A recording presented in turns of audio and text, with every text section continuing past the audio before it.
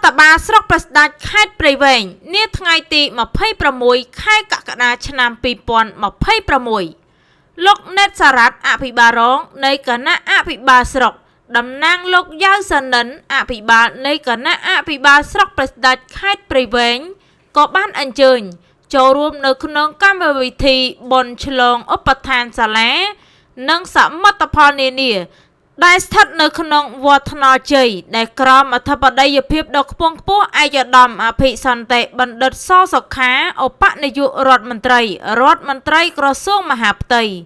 និងលោកជំទាវកែស៊ូនសុភីដែលស្ថិតនៅក្នុងភូមិថ្នល់ជ័យឃុំពពឹសស្រុកស្វាយអន្តរខេត្តព្រៃវែង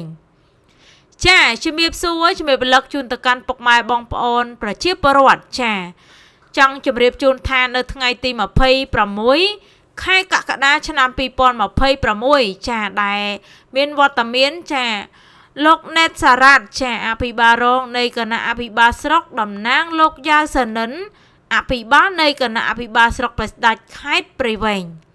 ក៏បានអញ្ជើញចូលរួមនៅក្នុងកម្មវិធីឆ្លងឧបដ្ឋានសាលាដែលនឹងឆ្លងសមិទ្ធផលនានាដែលស្ថិតនៅក្នុងវត្តថ្នល់ជ័យដែលក្រមអធិបតីភាពដ៏ខ្ពង់ខ្ពស់តែម្ដងឯកឧត្តមអភិសន្តិបណ្ឌិតសសុខាឧបនាយករដ្ឋមន្ត្រីក្រសួងមហាផ្ទៃចាព្រមទាំងលោកជំទាវកែស៊ូនសុភីចាដែលស្ថិតនៅក្នុងចំណុចភូមិថ្នល់ជ័យឃុំពពឹសស្រុកស្វាយអន្តរខេត្តព្រៃវែងចាតាមរយៈនៃទស្សនភាពនៃវីដេអូសកម្មភាពនេះចានេះខ្ញុំសូមចូលរួមចែករំលែកតាក់ទងទៅនឹងថ្នាក់ដឹកនាំចាដែលអញ្ជើញមកចូលរួមនៅក្នុងកម្មវិធីបុណ្យឆ្លងចាឧបដ្ឋានសាលានិងសមិទ្ធផលនានាចាស្ថិតនៅក្នុងទីតាំងភូមិថ្នល់ជ័យឃុំពពឹសស្រុកស្វាយអន្តរចាខេត្តព្រៃវែងកាលពីថ្មីនេះនៅថ្ងៃទី26ខែកក្កដាឆ្នាំ2026គណៈពេលនេះនាងខ្ញុំវត្តសាវឌីបើសិនណាជាការអធិប្បាយរបស់នាងខ្ញុំទៅតាមរយៈការ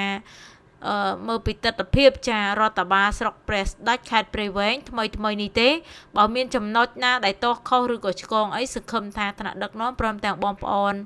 ប្រជាពលរដ្ឋទាំងអស់ចាអធិស្ឋានមកកាន់នាងខ្ញុំផងដែរគណៈពេលនេះសូមគោរពអរគុណនិងជម្រាបលា